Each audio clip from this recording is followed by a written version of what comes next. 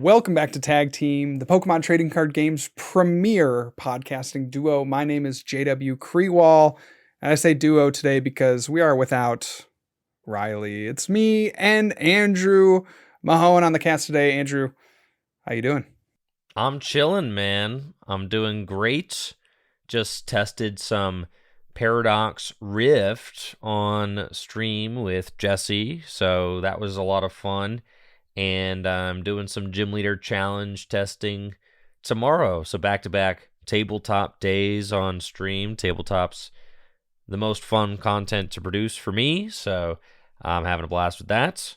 And, of course, just got back from Peoria, which you were able to finish in the top 4 of.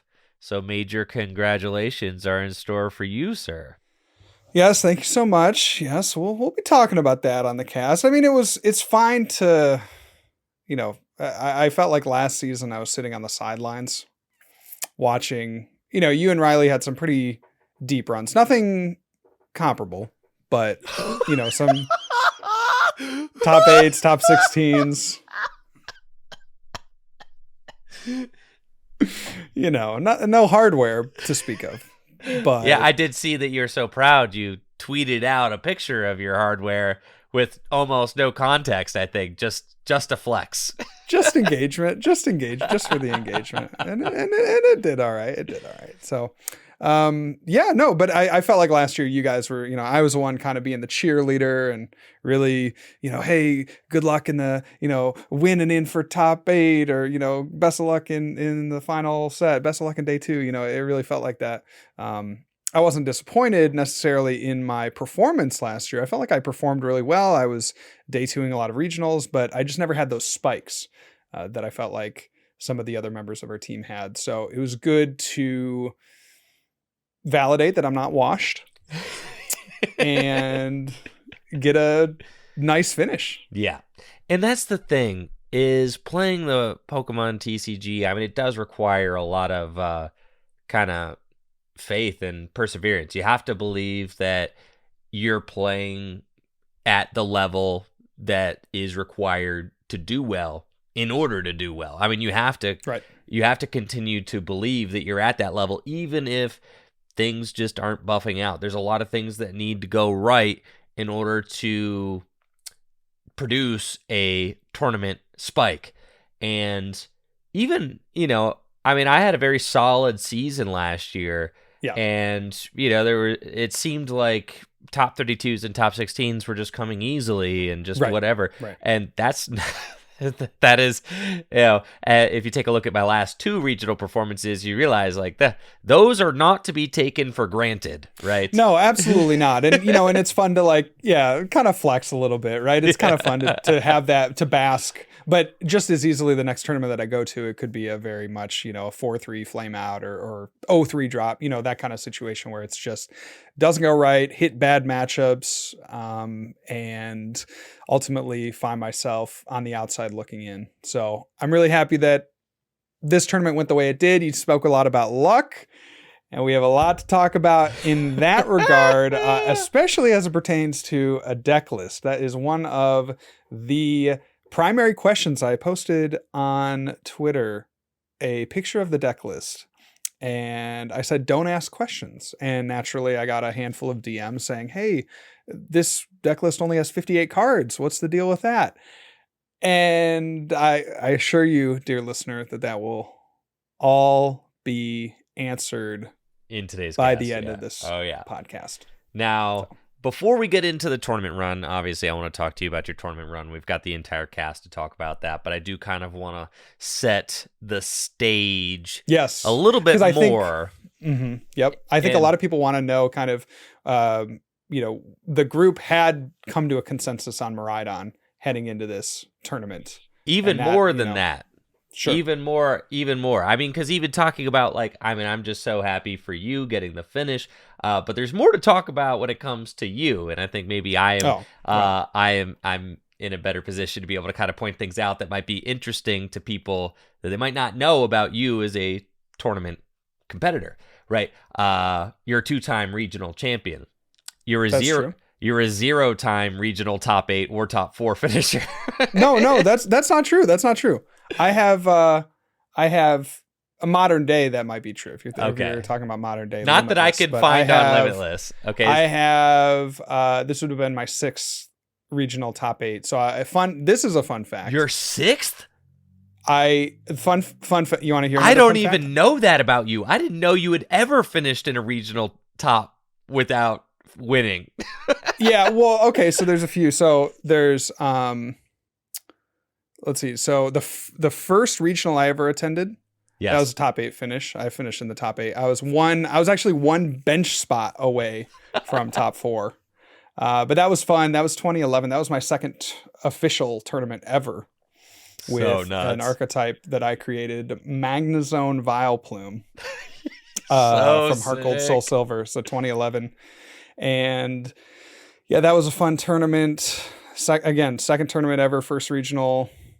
And that was a really funny tournament, just all the way. Oh, and that was the tournament, they had bracket style. Oh yeah, they did. My first regional top 8 was also bracket style. One top 32, I'm in top 16. One top 16, I'm in top 8. Yeah, that was my first regional top 8 too. I think in like 2012 or 13. Yeah, that's right. So that was my first one, and then I had another one. I had the 2013, 2014 win, and then I had another one in the dual format. Yeah. 2014, 2015, I think it was like the year after. And I lost in top 8 on a bad misplay, but it was to a really good friend. And I could have like I announced the wrong attack, but I could have just been like, oh, what I meant. I didn't. Yeah. Right. Yeah. I could have really he held me to it, which is fair. But I also could have been, really annoying back. But that's keep in mind there was no money on the line back then, so there was no money on the line. There was whatever. Barely a judge watching our match. It was bad. When I won my regional in 2015, I got 3 booster boxes of Primal Clash, a pat on the back, and a $200 Visa gift card. That's right, man. Yep. How far we've come. I know. And then there was obviously the other win in Richmond, and then I had a special event top 4. Oh. In Barcelona. Okay. And then and then this one. Wait, so that's 5, I guess. Yeah. So anyway. Your first regional top 8 non-win in the modern era. Sure. Okay. You can say that. All right. That's still fine. a big finish. And I think, you're a very competitive player, you're a very successful player. You're someone who, we've been testing together the lion's share of my competitive career for sure. And so we've kind of, jockeyed back and forth with various performances and things like that. And last season, you were fired up at NAIC and you're like, we are not getting the finishes that we need as a squad. And me and Riley looking at each other like, we're doing just fine, bud. And that's the funny thing too, right? And again, it comes back to that where I was talking earlier in the cast where it's I felt like I was on the outside looking in. Yeah. And I was so happy for you guys because that's all I want to see is my friends do well. But at the same time, how much luck goes into a deep tournament run. And it's matchup luck, and it's in-game luck, and it's metagame luck. It's just all these things that come together to culminate in a deep tournament run. And I just was never quite getting there. I was maybe having a solid day 1 performance and it was flopping in day 2, or barely squeaking into day 2. And you just know how hard it is now when you're going 6-2-1 in day 1 to have that deep run that you want in day 2. So it was just a lot of that for me last season. And again, nothing that I felt my play was bad, but maybe we could have made better deck choices. Maybe there were some things where I just hit some bad matchups in certain tournaments. And so I was very, very happy for you guys last year, but now I feel really good about it. The other thing too is I was really fired up last year at NAIC where I was saying we gotta, what are we doing? We gotta do better. We gotta be, test more and put more effort into this. And it's kind of funny because Jesse and I have actually been doing done a lot of, we've been doing a lot of, and it's I think the results have have really panned out for us in particular. And we've been going back and forth, and it's still not as much as I would like to do. Just I'm a dad. Life comes up, man. I got other things to do, but I'm trying as much as I can to jockey for that, time in my life to dedicate to, really honing in on certain matchups, trying to figure out a good list and just really feeling confident. So far this season, that's really paid off. I've had the top 4 in this last regional, and then, a day 2 performance in Pittsburgh. And that's, you look at the season and 600 points in North America. Like I'm not even, these are my 2 performances this season. These are the 2 tournaments that I've gone to outside of a couple league challenges that I flamed out of. And I'm not even a third of the way there in terms of the point total needed for Worlds. So it's like, I have to make the most of these tournaments. And so far it's panned out. Exactly. And I think that it's so important also the team aspect of playing the Pokemon TCG. And we see how valuable that is now. Especially as adults with jobs and lives, you've got your second child on the way, where, adults with full-time jobs and responsibilities. And that's why the team aspect, I feel like, is so important, because we can really pick up where other team members aren't maybe able to do things on certain weeks or whatever, and just able to kind of all lift each other up towards success. Last year it felt like Riley and I were really carrying the torch. Now it's you and Jesse are the ones who are just hammering the finishes home. But we're all a unit and working together and seeing that success come out. I can't express how proud I am to be a part of this group of players and to be associated with this group of players, and to see all of us get to succeed in various ways has been a real joy for me. And even having Jesse on stream, and having him be able to bask in his success, that man was just hoping for a top 16, and then gets nobody would have told you that he was going to be the only player to top 8 both North American regionals. No, nobody, not a single soul. No, but and that's it too. Is it couldn't happen to better guys. We're just some of the best guys in the game, and it's just really good to see, right? So true, bestie, so true. So it's obviously it's been a great season for our squad so far. Jesse was chatting me up before stream today and was like, I'm so excited, but I'm just bummed that you can't get you haven't been getting a piece of the pie. I'm like, brother, it's 2 events. I just top 32'd Worlds. What are you talking about? I remember that. Do you not? It comes in waves. And that's the thing is we all have low points. Even the best players just don't perform every single tournament, and that's just the way of the game. It is. And so if you need proof of that, look at it. Azul did not convert either of those first 2 regionals either, right? Is Azul not the best player in North America? No, right. And he's not sweating it, right? He's not sweating it, right? Because I think a lot of the top players in the game, they take a very long form approach to the game, and that's I think why you're seeing more players play the same decks over and over and over again, is because they say, okay, well, my variance in the first tournament was not particularly good, so I'm going to roll it back in the second tournament, I'm going to roll it back in the third tournament, and then over the course of a quarter or half a season or a season, if I'm playing a similar archetype, I should be getting the results that I know I deserve. So he's not sweating it. I know you're not sweating it. It takes a lot of it takes a lot of mental fortitude. As I was saying, it takes a lot of mental fortitude to play this game over the course of a long time.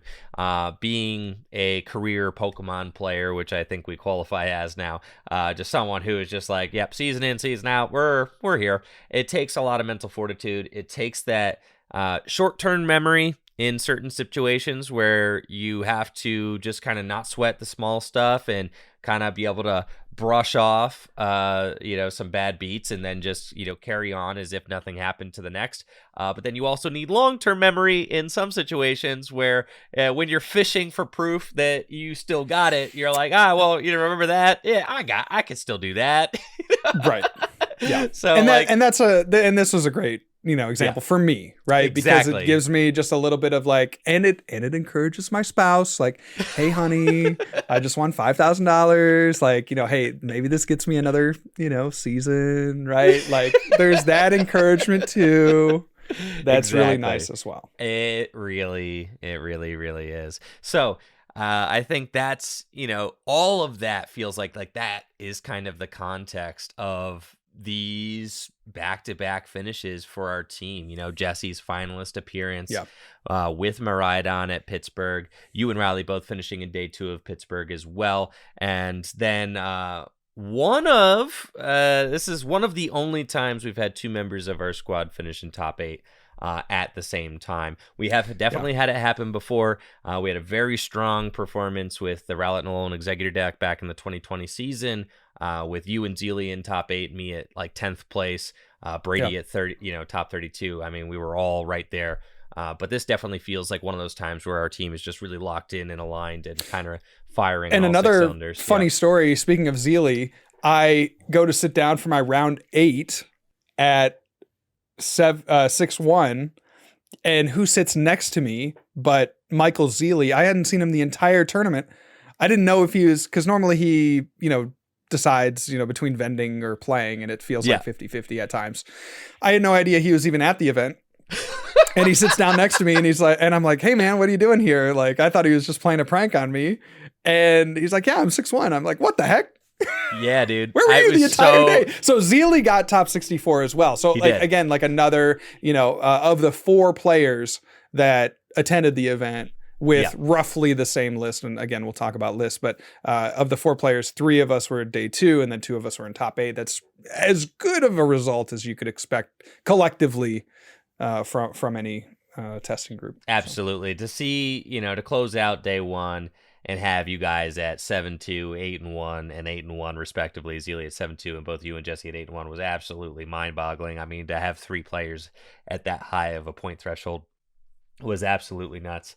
So now that we've kind of set the stage for the tournament, I'll kind of pass it over to you. Explain to the viewers and the listeners, why do we settle on Miraidon? What is it about Miraidon that makes it an attractive tournament deck? And what do we do this time that was different than Pittsburgh? So I think the thing that makes Miraidon a good deck, we've talked about this, but it bears repeating, especially if maybe you're a first-time listener, is, and this is the thing that also makes Miraidon, gives Miraidon a stigma in a lot of players' minds. Because it has one. It definitely has a stigma, and of being kind of underpowered or cheap in some way, or just not a viable long-term strategy. But that is just, Miraidon is going to play the game. I would say 85% of the time, 90% of the time, you're going to get that, turn 1, turn 2 attack. And you just put a lot of pressure on the opponent. And sometimes they can deal with it, or sometimes the matchup is, bad enough that they just overcome it, in other ways. But there's that stigma there where it's like, oh, you're just playing a really quick, fast attack deck that doesn't have any substance to it.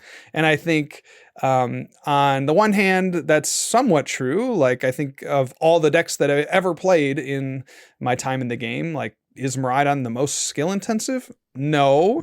But at the same time, you are just asking a lot of questions of your opponent, and you're putting on a lot of early pressure. And if you play it well, and if you are a good player, you can actually come into situations where you are outplaying your opponent because you're controlling the board state in a way that makes it very difficult for them to respond to. So, with that in mind, I was really trying to test heading into this event DTE Mew, because I felt like DTE Mew was in a good spot. I didn't feel like Spiritomb was that realistic. You saw the Curitiba finishes where Charizard had 5 of the top 8. And I said no one would be crazy enough to bring Mew to this event. And so Jesse and I had been testing a lot of DTE Mew into Charizard. And with none of the cool text that I had seen from other players, like the Helix Fossil or the Luxray V, to try to disrupt the hand, we didn't really have any of that. It's just pretty much basic, and then with some grabbers. But ultimately what we found is that we could work really hard with the DT Mew and outplay our opponent for 70% of the game, and then they get a rare candy Charizard and, you know, a couple attachments like at any point, and you basically instantly lose.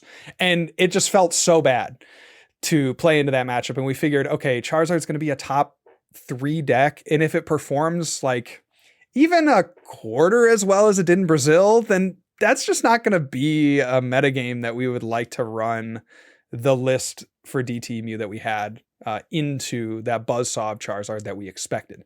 And I think ultimately it was a good call. We couldn't come up with those techs that we needed to overcome Charizard.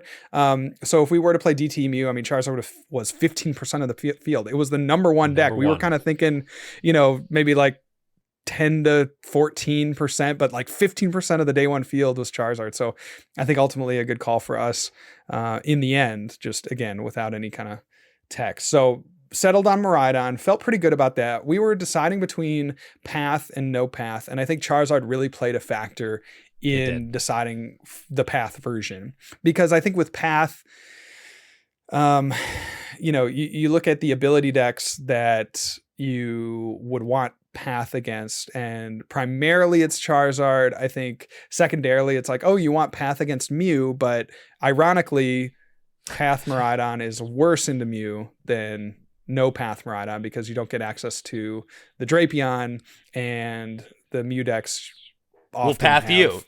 Yeah, they'll path you, or they'll have a counter or something like that.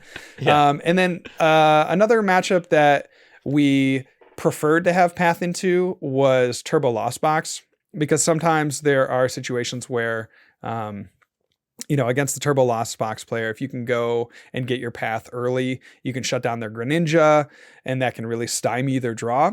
And so we were saying, okay, Turbo Lost Box seems like a good play. Charizard seems like a good play. Path ultimately is going to be where we land on. And so with that in mind, we crafted a list that was a little bit different from things that we had played before.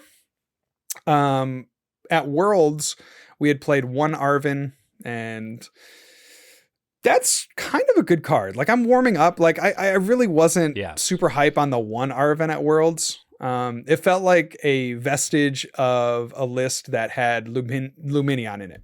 And then we cut the Lumineon from the Worlds list, and then it was just like, okay, we have one Arven, I guess, because we have an open slot. You see it, like, whatever.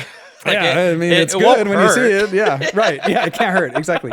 But with two Arven in the list, it really felt nice, because there are just turns against a lot of decks where you don't need to do all that much. You just need to get a tool down, you know, find another generator or an Ultra Ball or something like that, and you can save that Iono for the next turn, or you can save that research for the next turn, or the boss for the next turn.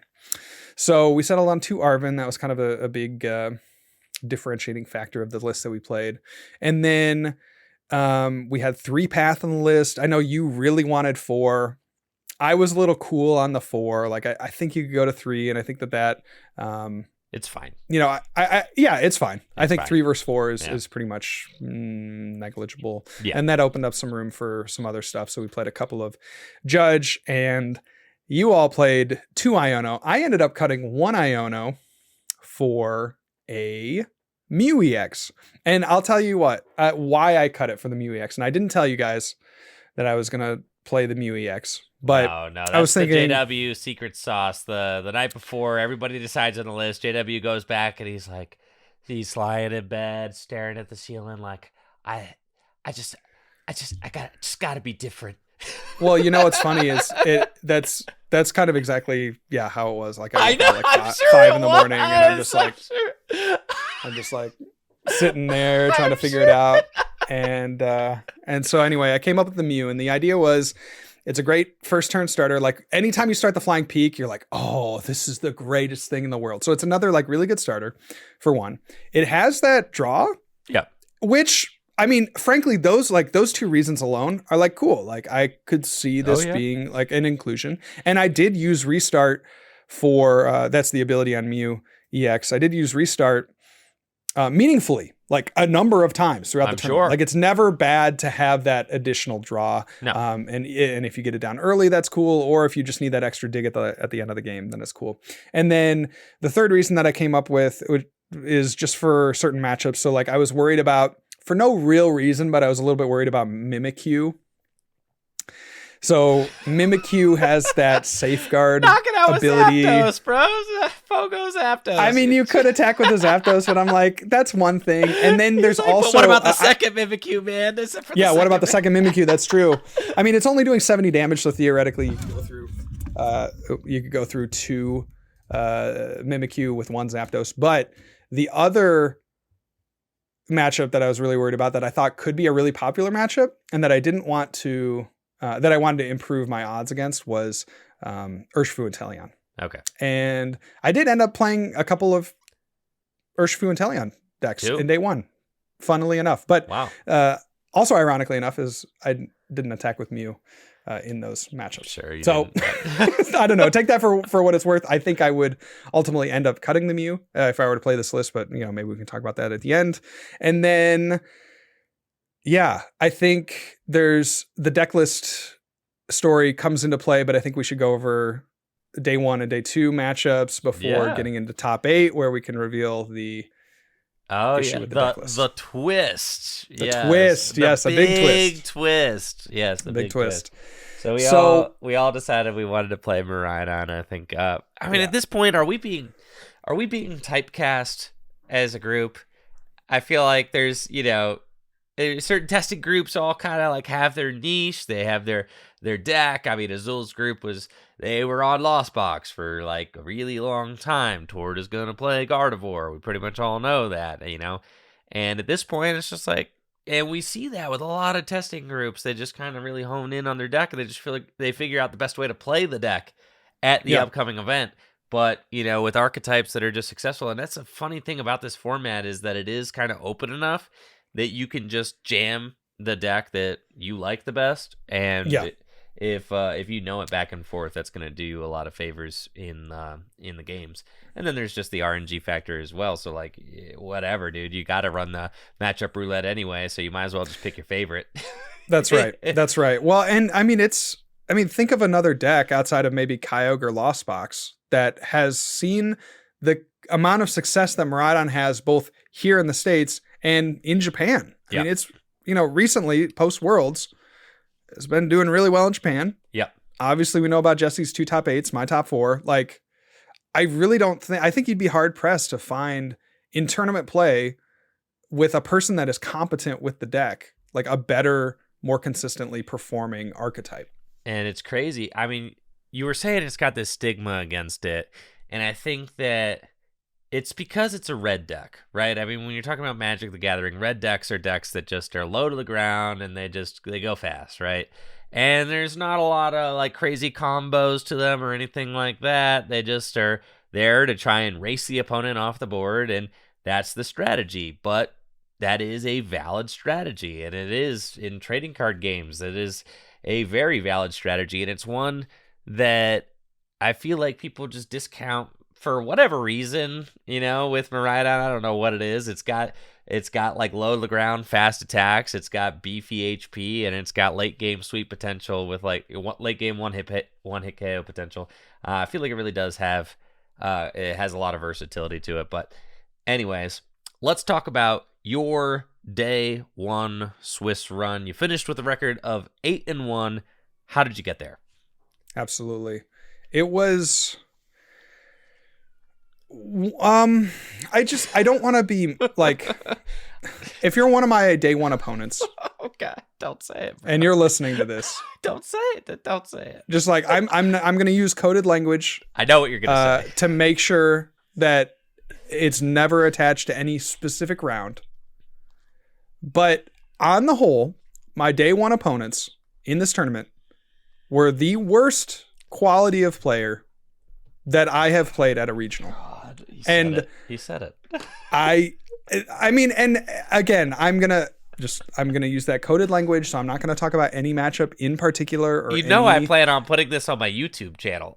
Yes, I do. I mean, I have to say it because that is very important to this whole arc, right? Because to finish 8-1 is that's a great thing, and that sets you up really well for a solid finish overall. But it was painful playing these matchups, because while there were certain like times where I kind of knew I was going to win, my opponents were making just these very blatant, like I just knew like there was nothing they could have in their hand that would make this play reasonable. There was nothing that their archetype played, like there was nothing that their deck played that was like, oh yeah, this could be a good play because they have this card. And like there were just these obvious misplays from a number of my opponents. Not everyone. So if you were one of my opponents, count yourself in the not everyone, unless you misplayed. If you're listening, it might not have been you. You might have just been everybody else. About you. Yeah. Yeah. So, it was like really bizarre. It was really bizarre because, even... God, I wish that were me. No, I mean, seriously, no. For real. Like we talk about luck going into tournaments, and my day one field was some of the weakest competition that I have had. So I don't know what it is, but I do. It just okay. I do. Well, it was very much like they were making blatant misplays, and I pretty much swept through. Again, outside of a few players that were very tight and very good, just very average at best play. I think that there's something really important to kind of recognize about like the modern tournament scene and the modern tournament structure is that it's bigger than it's ever been, right? Yeah. And it's just bigger than it's ever been. Pokemon TCG is bigger than it's ever been. Competition's bigger than it's ever been. And where are those people coming from? Well, they're not longtime players. There is a lot of new players in the scene, which is incredible for the growth of the game. And welcome and amazing. Yes. Happy to have you. Yes. Play me in day one or day two. Dang it. No, I'm just kidding. I'm kidding. But and that's the amazing thing is that like, okay, this tournament might have 1,900 players at it. That is not 1,900 good players. That, you're going to have a lot of new players in that field because we've never had 1,900 player tournaments for years and years. So you're talking about the amount of people that have years of experience in the field are a much smaller amount. And in ways like that, for long-time players like us who have been through the game for a long time, I mean, if you're like 3-0, back in the day, you're guaranteed playing against like good people at that point because this field is a smaller. person that has a tournament finish. Right? Right. Like if you're 3-0 back in the day, right? You're 3-0 back in the day. You're probably playing against tournament winners at that point, right? Like just people that that have like, oh yeah, they have huge accomplishments, and you're seeing those people in day one, back in the day. Now it's like, okay, you might go through all of day one and some of day two without encountering more established players, and that's just because of the breadth of the field now and because of all of the new influx of players, which is an incredible thing, but it does have an impact on the tournament run experience, and so then some of that is like, okay, you're playing a deck that maybe you can outplay your opponent. Those kinds of decks feel really good to play in these kinds of fields where you feel like you're a more experienced player that can leverage your ability level. But then newer players might pick decks that are more hot and cold matchup heavy so that they can leverage their matchups against you, right? Which is like, and that hurts. Yeah, but I mean, it was really funny too because that wasn't what happened. Like, it was not that these players knew their decks and were trying and had a bad matchup into my deck. It was just blatant misplays in winning situations or blatant misplays in situations that could have put them in a solid position to win the game, or misplays in like obvious misplays in like a game 3 situation. It was all just. Well, that's wild, JW. I'm not going to lie. I don't know that I've ever had an entire day filled with events like the ones you're describing right now. So, good for you. I had one tournament, and I'm gonna make this analogy. I had one tournament back in, when was Hawlucha and Silver Bangle? What was I, like 2014? Furious Fist, 2015. 2015? Okay, yeah. 2015. I played this one deck. It was like a rogue deck. It used Hawlucha and Lucario and Fighting Fury, or not Fighting Fury Belt, but the fighting one that puts your guys at 10 if it was going to be knocked out. What's Focus that one sash. called or whatever? Focus sash and strong energy and all this stuff. And I just created this deck and had crushing hammers and I don't know, a bunch of weird stuff. I created that deck. Yeah, it was my deck. Okay, anyway, with my deck, with the deck that I created. Lucario hammers. Yeah, that was my deck. Yeah, the Lucario hammers you took deck, it from me. that I created. So no. Anyway, whatever. I played that deck for the first time, and I played it in Canada at like a league challenge or whatever it was back then. And I went undefeated until the last round, and the guy was like, "Hey, I was 4-0, and he was like 3-1. I think I got the down pair, and he was like, "Hey, man, do you want to like ID so that I can get into top 4?" And I'm like, no, like I'm just gonna play it out because this deck is so fun. So I go 5-0 through Swiss and then don't drop a game and you monster. Top cut. Yeah. And it was like the easiest day. Like I remember it to this day because it was so simple, easy, breezy. Matchups were amazing. The deck functioned awesome. And it felt like that again here at this tournament where it was like I could do no wrong. I had one round that I did lose to an Urshifu and Teleon, which is just a tough matchup. But I mean, to be frank, they didn't play very well either. And I like told them that after the game. I'm like, this just didn't go well for me because I should have leveraged like a different attacker in the situation and I got punished for it. And it's like, I could have easily won that round as well. But yeah, again, quality opponent, very low overall. And some of the players like, again, played well, but overall would love to have more opponents like that in future tournaments. Excellent. Well, I'm excited. Can you get a hold of your microphone? I know, dude. I need a new mic stand. It's in the mail. Yeah. Okay. So day one, very simple, very easy. Again, some opponents played well, but on the whole, like very bad play, a lot of misplays. Day two, different story. I mean, frankly, like everyone in day two, there were certainly some matchups that Miraidon was able to leverage. I think about my round 12 opponent who was playing Arceus. I think about my round 14 opponent who was playing Excalibur. Like those are matchups that I just would expect to win, and they were over fairly quickly and fairly painlessly.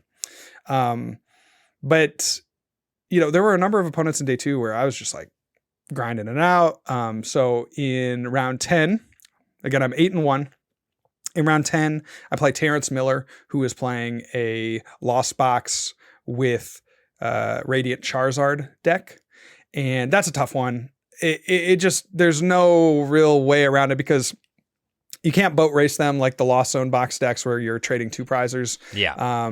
They have a one prizer that at the end of the game, like reasonably can one shot anything that you have. You have to get like really lucky with an Iono that they miss a vacuum to vacuum away your Miraidon with the Bravery Charm. Like that's kind of your one win condition. You have to steal a turn, but it's really hard to do with that deck. Have to keep the path down. Yeah. You're you have to get a path down early. Yeah. It's really ugly. So that first game, I think it was the first game I ended up winning.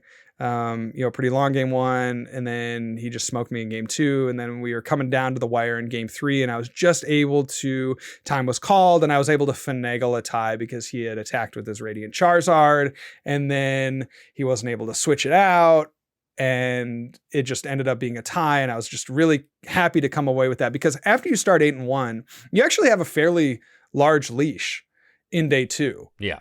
You can go 4-2, that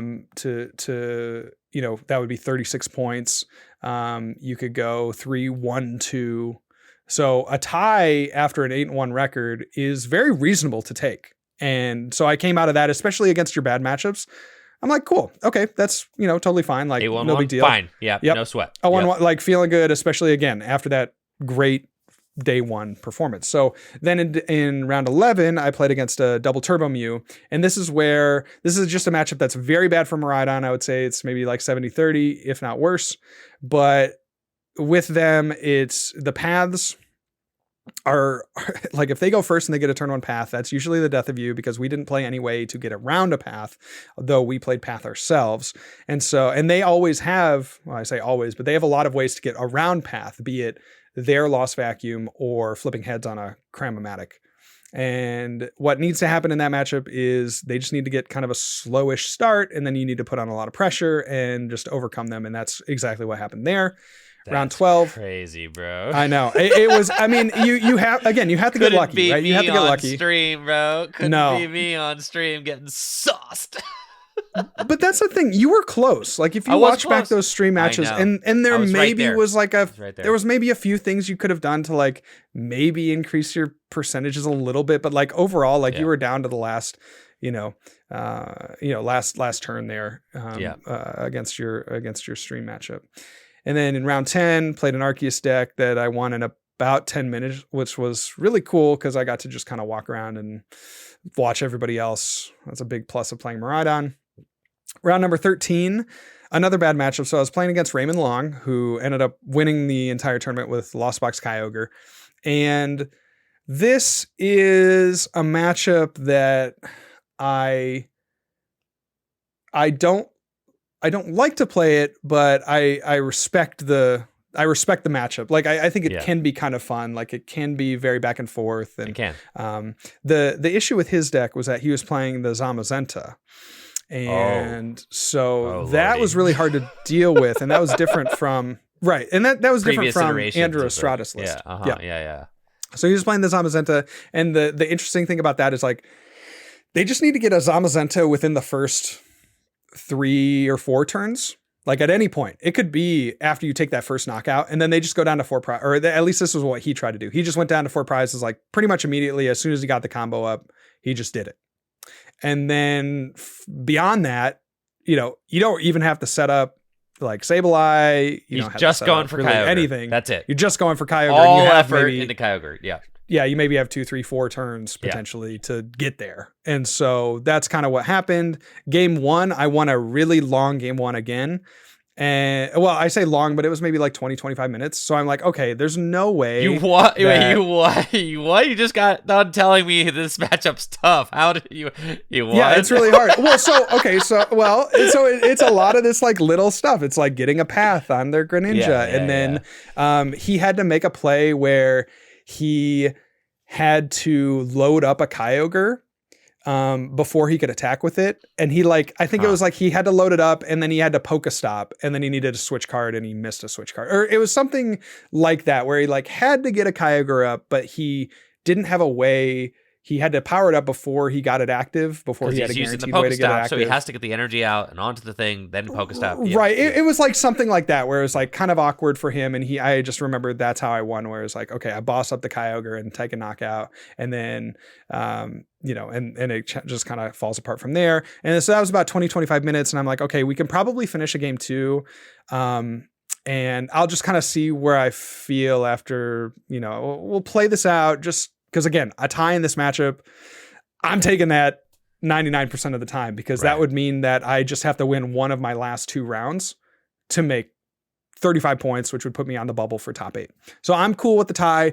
It's kind of funny because I scoop with about 10 minutes left, because I'm like, okay, if I go, I'm going to choose to go second in game 3 and maybe I can get a donk.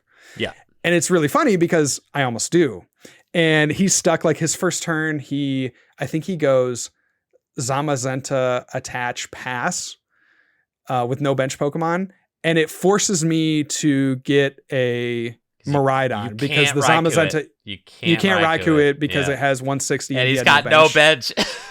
And I just I miss the Miraidon, which is fine, and he draws and he gets a Pokestop and he plays the Pokestop and he gets one nest ball, right? And he nest ball, right? And it was just like that little bit, and he was able to eventually stabilize. But I had taken 3 prizes at that point. I would have won that game probably. Holy smokes. But I was very happy with the tie, because that's the thing with bad matchups in this format too, is if you can come out of them with a tie, this is a bad matchup. This is a very bad matchup in no world. Nah, bro, you're winning it, dude. You could have won the event, dog. Yeah, look at you. You were a couple turns away from walking away with the fatty dub. Who cares? Well, in that situation, it didn't make sense to try to go for the win. So I tied Raymond, and really great series, really fun. And then round 14, I just need to win either 14 or 15. So I'm cool. I'm chilling. I'm seeing I'm seeing a lot of good matchups. I'm seeing the Miraidons. I'm seeing, some Arceus up there. I'm seeing Charizard decks, which I don't necessarily love the face, but like wouldn't be the end of the world. And I get paired against a Baxcalibur, which was awesome. I take game 1, he takes game 2, and then we come down to a game 3 and it just gets really funky. And I'm able to secure the win. Yeah. There. So I come in, I'm like, okay, 35 points. Fraudulent deck. It's cool. Like I'm on the bubble either way. Just maybe ID the last round or whatever. Play against Rowan. Rowan, I think if I go back and look at the numbers, I think he had the wrong mindset here. So we end up playing it out. Yeah. And I think that was actually incorrect from him, but I understand where he's coming from. So he wanted to play you so that he could get a higher seed and you would get a lower seed so that he might play you in top 8. Right. So we were at table 1, which is important to describing why he might have had the wrong idea here. We were playing at table 1 and he had, I believe at this point, he had the most points in the tournament. Yes. Because he was at table 1. And I was playing him. Yeah. I was playing him because he had played the other 2 higher players. Right. So I was thinking, just ID, like I don't want to go through the mental like gymnastics of playing this matchup because it's kind of tough, and I'm gonna like try to win because I'm on the bubble. So I told him, I had that dog in me, and I tried to play the matchup out. But I think that he won pretty easily. Like again, this is a tough matchup, and just something where you like have to really hit generators to be able to like Raichu a bunch, or turn 1 attack and like get knockouts every time. Never miss a beat. It's just really tough. They're gonna you're gonna Ionopath you to like 2, and you need boss energy. Yeah, he basically he just basically judged. He just judged me. Like sometimes it wasn't even with Path, and I just drew into like absolutely unplayable hands and whatever, and that happens. But I think he was a little bit in the wrong because he had the highest point total. I think it was at I don't know what his point total at top 8 was, but he was the highest seed. I think it was 37 points because he had kind of mowed through the field. Yeah, he would have been 12-2 at that point, right? 36. So he had 36 points and ID. He would have been one of the higher seeds. I think it would have been more likely for him to hit me. He might have probably still got 1 seed. And I think he wanted to ID with me because if he had gotten the 1 seed, then I would have likely been 4 or 5 with an extra point, and then he would have hit me in the second round. What ended up happening was we played it out. I lost. He got the top seed. I was 6th seed, so I was on the other side of the bracket, and he knew that my resistance was good, so I was going to be one of the higher 35 points. So again, like it was a little bit of, I think it was a miscalculation on his part for not taking the ID, but it ultimately didn't matter because I knew that my resistance was insane, right? Like I had dropped 1 game throughout the course of the tournament. Crazy. And, and all my day 2, and I had won or tied everything in day 2. So I lose to Rowan and I get my deck taken for top 8 and they do a deck check. And this is where things get interesting. Yeah. A little spicy. So turns out maybe I that get a call. 5 a.m. That 5 a.m. staring at the ceiling, changing up the deck, maybe. maybe was good in some ways, but so I get a call to the deck check stand. And they say, JW, we have an issue. Things you don't like to hear. Things you do not like to hear. I'm thinking like, oh, okay, it's probably a sleeve thing because, I have never before, never once before, never one time before in a decade plus of playing, not one time, in a regional have had a decklist error. Not one time. And they say, here's the deal. You had certain cards written on your deck list that you did not have in your physical deck. And turns out I had on my deck list 2 Beach Court, which was copied from the Pittsburgh list because I just copied pasted the Pittsburgh list and then modified it. You got lazy. I did. No, I 100% did. Yeah. And like back in the day, bro, you had to handwrite deck lists. There was never the copy of the convenience of the copy. But that's actually the thing is like in the modern day, I actually make it a point not to copy paste for that exact reason. So that I don't this time. Except for this time. No, I mean, yeah, seriously. So then, the judge explains that I have Beach Court and I had been playing with Escape Rope. Yeah. Two beach court for 2 escape rope. That was the 2 beach court for 2 escape rope. The judge deemed that these cards like reasonably could have just, being confused. Like it was not they deemed it as not being malicious.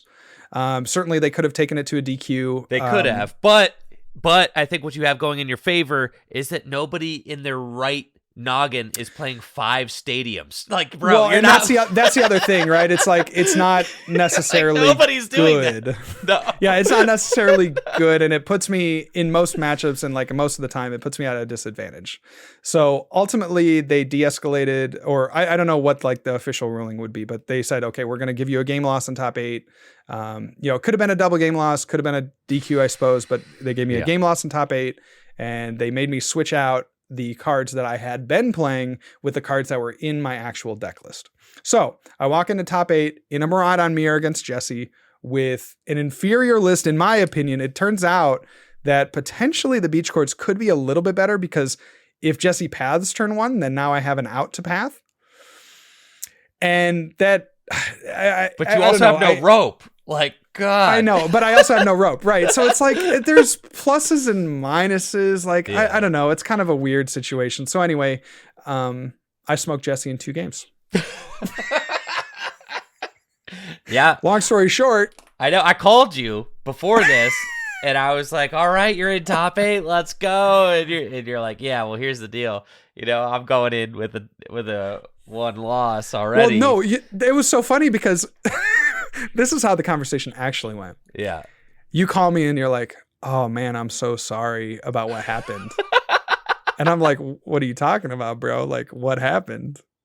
I'm like, oh, the deck list error. He's like, no, man, I heard from the local guys, like you lost to Rowan in the last round. I'm like, dude, it's no big deal. I've only lost twice this entire tournament. Like, it's going to be chill. And then you're like, what's the deck list error? And then I explained to you about the beach courts and the escape ropes. And you're like, oh, shoot. Yeah. But it's kind of funny because I think, that does give me like maybe a little bit of an advantage in the Miraidon mirror. It ended up not really mattering because I still Jesse think like drew if you like a potato in game 2. Well, so game 1, I don't want to say I outplayed him, but like I went first. So I went first and I just did everything that I needed to do in the Miraidon mirror. If you're playing well, which really none of my opponents in this tournament or in Pittsburgh in the mirror have played particularly well. And that like, I don't know that maybe I should put it out or something, but I feel like Miraidon. No, don't. Yeah, don't. No. Don't do that. Don't teach people. No. But no, I feel like I'm extremely. I don't think I've lost a Miraidon mirror. The mirrors have not been bothering me whatsoever. Yeah, the mirrors have been really free for sure. Yeah, they have not been bothering me at all. But if you go first against 2 comparable Miraidon players, like you should win most of the time. And so that's first. What happened because when you lose a game off of judge call, like if you get a game loss, then you are allowed to select. And against the path version, you like in the mirror, if they're both playing path, you go first. You always want to go first because you need to get out from you need to get out from under the path with your own Miraidon, and then you need to path your opponent. Yeah. So that's what happened. And then in game 2, Jesse goes, he like looks at his hand and I'm like, what's this dude debating on? He has an active Zapdos and nothing else. And he goes, attach, bravery charm, pass, I think. Oh no, he plays a path. He plays a path as well. Yeah. So it's about to get grindy. Yeah. Yeah. It gets really grindy. So on my turn, I have the opportunity. I start the Mew, I believe. And I have the opportunity and I like have Miraidon in hand and like a Raichu in hand as well. I have the opportunity to potentially hit a generator. Like I get Arven, so I get a generator and the stone. And I'm like, okay, I have the chance to go for the donk because maybe he has a supporter in his hand. Like maybe he can get stabilized after this. So I'm like, okay, I'm thinking in my head, like, okay, Arven for stone and generator. If I hit one off the generator, then I am stoning for the other generator and I'm going back in and I'm like, you just have to play. Like I have maintained this with this archetype that you try to win the game again, like as fast as you possibly can. Oh yeah. You go for it. You extend for the donk. Yeah. You make those plays. Yeah, you just make those plays, and that's like that's the contract that you sign when you play Miraidon. It is. You're like, I'm in. Yep, I'm in. I'm going for it. Whatever. I'm in 100%, and I already know, like, before the tournament starts, that if I ever get in these situations, like, I am going for it. Yeah. So I say, okay, if I get 1 off the first generator, or obviously 2, like, then if I get 2, I win instantly because I can just grab the energy off of the stone. If I get 1, then we're gonna go for it, and I end up hitting 0, which may be like good in the end because, you know, ultimately I can, like, if I had hit 1 off the first generator and then I had stone for another generator and hit 0, I would have put myself in a really awkward spot. But I get the 1, I put it on my Raichu, and then I fast charge and I get a little extra energy in play. And then just from there, like, I stabilized maybe the best board that I've had throughout the entirety of the tournament, where I get both Flaffy up. I have like 2 Raichu on the field. You know, I have both my charms down, like energy in play. You're chilling. Yeah. Yeah. I just like, it was basically, turn 2 where I just knew it was an unlosable board position for me, even without escape ropes. That's the thing, is I got up by 3 prizes after turn 3 with 2 Flaffy down, and I don't play escape rope. But after you take 3 prizes, it doesn't matter because the Miraidon player doesn't have a way to, like, snipe anything. No. So if he were to gust up a Flaffy, stalling doesn't do anything. You'll just retreat it. Yeah. I could just retreat it, or I could just, like, let it sit up there for the entirety of the game. Like, it literally doesn't matter because he has to go through that Flaffy. So I have all the time in the world to formulate a plan around it after I go up by 3 prizes. So Jesse was a little upset. A little sad. I mean, you know, to be expected, right? Like, man, he just got in the finals, bro. He's chilling. Well, and it's kind of funny too, because it's just, and I don't know that he told me this, but I wonder if he's thinking this. And I've had players like this where you just can't seem to beat them on any stage. Like, going back to last season, you know, we played in the finals of a League Cup, and I won 2-0, and it was kind of like a miraculous miracle 4-tablet Mew knockout, like, just unbelievable kind of finish to that game. Are you saying you've got Jesse's number even when you're down game 1 because of a necklace and that's error? The thing is, like, okay, like, here, how can I make it, like, as possible for you to win? Yeah. And this was it, right? This was like, of all the times that we played, which is, you know, maybe half a dozen at this point. Yeah. You know, this was his time, and you know, he just drew like a potato in game 2 or game 3, technically. Game 3, technically, and you know, I feel for that because I've been in that situation with other players where you just can't seem to beat them. So that's frustrating. You're gonna have to have that time. There's gonna be that time, bro. And it's gonna be glorious. There is. It's gonna be fun. And then in the finals, I mean that match. It wasn't the finals. Your final round. Top 4. No, my final round.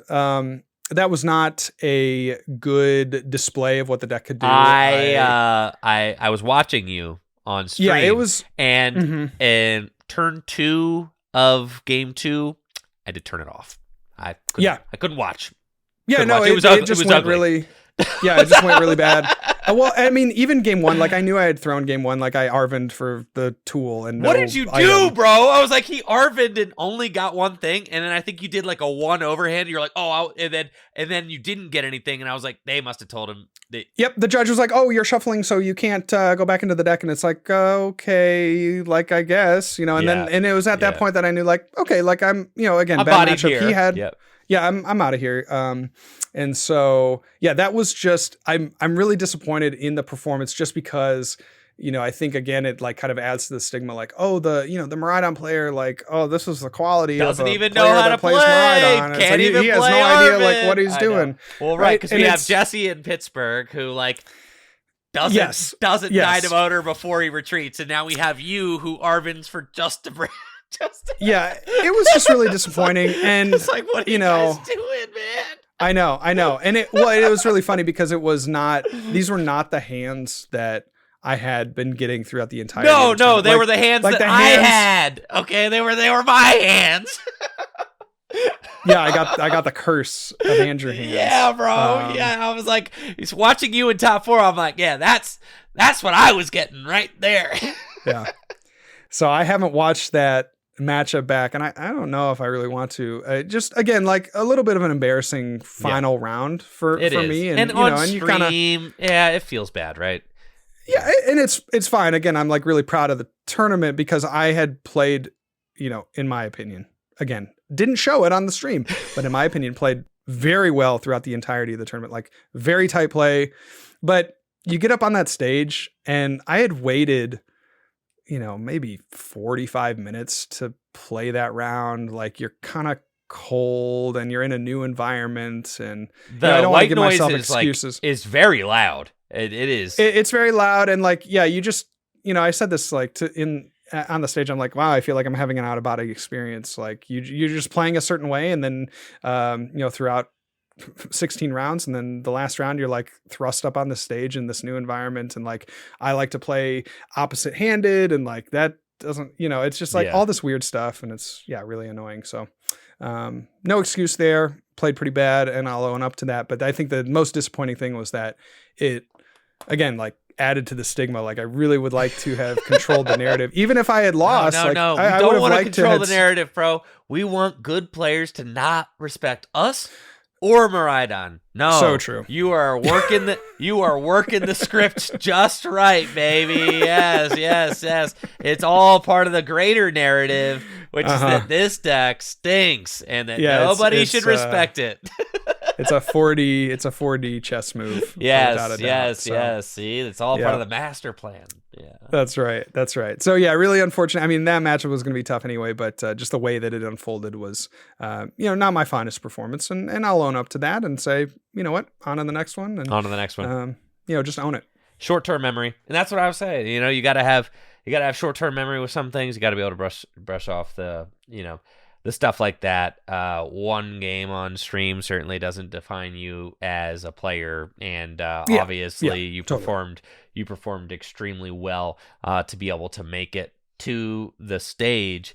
And also, I'm just so proud of you that you were able to get up there, get a great finish, $5,000, a medal. Dang, I ain't got one of those medals yet, bro. Like, not yet, baby. But I've got my eyes on one though. So I know you do. I'll let you look at mine. Just a matter of time. Jesse let me touch his, actually. Okay. Yeah, that's cool. Actually, he brought it on to stream when I had him featured. He brought it with him. Yeah, bro. Like. He brought it with, which is sick. Well, you know, which is funny, but also was the first time I'd ever held one in my hands. So, like, I'm like, I can't actually be mad. I know. The trophies from back in the day, the medals are nicer than the trophies from back in the day, I think. Yeah, I think overall, I don't know. I have a lot of nostalgia for those. The pieces of plastic, the acrylic clear trophies, but it's nice to have some color. I think these are pretty nice for our modern day. So that was the tournament run. I feel like it was just a really strong tournament. Really liked the deck and how it performed. Again, I didn't like my performance in round 17 in that semifinal match, but other than that, just one of the better tournament runs that I've had. For sure, and you should definitely be proud of that. Now, what is next for you, JW? Now that we have completed the first two regionals of the year, what do you got your sights on next? So I'm sitting at 170 points from regionals, which is a good spot to be at, I feel like, from regional finishes. I think I'm only going to be able to make it to, you know, maybe 5 regionals, 6 regionals, right? So I need to like really maximize the regionals that I can make it to. My goal, my like real like stretch goal is like, okay, if I can hit 300 points from regionals, or like 250, 300 points from regionals, then like there's a realistic shot that I have, you know, that I can make a Worlds invite at the 600 point threshold. And so we're right there, you know. I could get, you know, a number of, you know, 50 point finishes at regionals, or I could get another big spike, and that'd be great, and then close it out with local finishes. So it's looking good in that regard. In terms of tournaments that I'll be attending, I will be at Toronto Regionals. That will be the next one that I will be attending, and then have to try to figure it out between like San Antonio, I think, is in December sometime. I won't be attending LAIC. Those are the big ones. Like getting out to the internationals is really important, especially for us this year. Yeah. And it makes me really want to go to London because that would, again, like if we talk about the regionals hand out chump change compared to Nats. I mean, it's chump change points compared to the Nats. You kind points. of just have to show up to an international and you'll get, 50 points. And so it really makes me think like, okay, this was a good finish. Like I'm on a good trajectory. If I do want to pursue this, probably makes sense to try to hit up one other international that's outside of the United States. So, maybe London's in the future, but still have to confirm that with my wife. Now, for me, I actually I have like I'm feeling a sense of contentment this year with Japan being like the experience that it was. I mean, I feel like it was like the world's experience that I kind of always wanted. I had a solid finish. I got to spend time with my family, my mom and dad, Natalie, friends. And it was just so amazing. And being a player who's been in the game for over a decade, at this point, like at some point, I feel like the stress of chasing the world's invite has to move away to other things. And I feel like this year, more so than any other year in the past, the world's invite is not the only thing worth chasing when being a competitive player. And I'm going to take advantage of that this year. I'm not going to spend every free weekend that I have going to locals to try and like piece together 600 points. I'm just not. I'm going to go to a good amount of events. And if I end up getting the world's invite, great. But for me, my goal this year is not a world's invite. My goal this year is going to be to earn a trophy at a regional or a national tournament. And I am going to LAIC. I'm not going to Toronto. Why? Because I'm hosting a Halloween party instead, and I would rather do that. So that's something that I'm taking, like, I'm going to spend personal time with friends and doing something at my house and not skipping one of my favorite holidays to go do Pokemon. Like I'm prioritizing that this year, which is not something that I might have done in the past. In the past, I would have chosen to go like 100%. I'm going to Toronto. It's drivable regional. I'm going. So I'm not sacrificing those social situations this year in pursuit of the invite. For me, I'm thinking about the game more organically now. I'm just like, every event is an opportunity to win a lot of money. Every event is an opportunity to prove yourself as a player and win a fabulous prize, a trophy, and all of that. Every event, regional and higher, is a $1 million production from TPCI, where you have an opportunity to play on stage with the lights and the cameras and the production. I mean, it really is. Every single event is something special, and I really feel that now. And for me, it's like, I just went to Worlds. Like, I could take I could take a year off, and I'm old man. I'm 34. Like, if I don't go to Worlds this year, like, what? I'll get the next year. Like, whatever. But don't you want to go to Hawaii? I just went to Hawaii for my honeymoon. Like literally the year. That's fair. That's fair. Literally the year before, I was just in. Fair. So like the world's location's not even enticing me. I was just there. Like that's fine. I don't need to go back. Yeah. I don't. I mean, like, and I don't. Well, so for me, like LAIC is more exciting. I've never been. Sure. I've never been to Brazil. I've never been either. So then it's like I've never been to South America. Never been to South America. So like. Yeah, I'm gonna go there. So I'm kind of thinking about the season as more piecemeal like that. Like, okay, just like whatever excites me, I'm gonna go do that. Going to a league cup or a league challenge on my free weekend, that's not exciting me as a person right now. So like, I'm probably gonna skip those and just test and work on my stuff for my channel, and then go to the big events and try to spike one. Yep, absolutely. I think that makes sense. Like we all have just different priorities, and I think that's a really healthy way to look at things. And I think there are some people that, are like, I'm going to go to every event and I'm going to grind and grind and grind. And I hate to see people like that flame out because they have the best intentions. And, if it doesn't work out, then that can be really crushing. So, it's just good to do what you need to do. And, obviously I have a fire right now. Well, Jesse has my a fire. man, you need a Worlds finish. So I get it. Hey, that's true. I mean, this is the year though. Like if we talk about years to get worlds finishes, like we're all basically on the same playing field. Right? There's no Right? there's no auto data. You don't have to grind through anymore. Yeah. So I mean, if there was ever a year for little probably old the me year. It for sure. to win a worlds. Yeah, for sure. All right. Well, is there anything that you want to send us off with, JW? I think it's been a really good discussion about your tournament run, a really good discussion about the season. We've got Toronto coming up for you. Neither of us are going to Sacramento. LAIC coming up for me. Any final notes before we close off the cast? Well, I just want to shout out Jesse again for a couple of day twos, a couple of top eights. And yeah, we've been testing a lot. So it's just really great to see his work and our work come to fruition over the course of the first couple regionals of the season. So I just want to give Jesse a major shout out in the work that he's done. And it's been just really cool to, partner along with him in that. 100%. Well, I think that is great. Well, thank you all so much for listening and watching. Again, you can find Tag Team Podcasts on Spotify and Apple Music, and of course, hosted on the Tricky Gym YouTube channel as well. And if you would like to follow us on the platform X, formerly known as Twitter, you can find JW at Real John Walter, right? Is it the? That's right. No, or is it just Real John Walter? Just at Real John Walter. And you can find me at Enjoyfriend, ENJOI friend on X. That'll do it for the cast. Thank you guys all so much for listening. We'll catch you next week. See ya.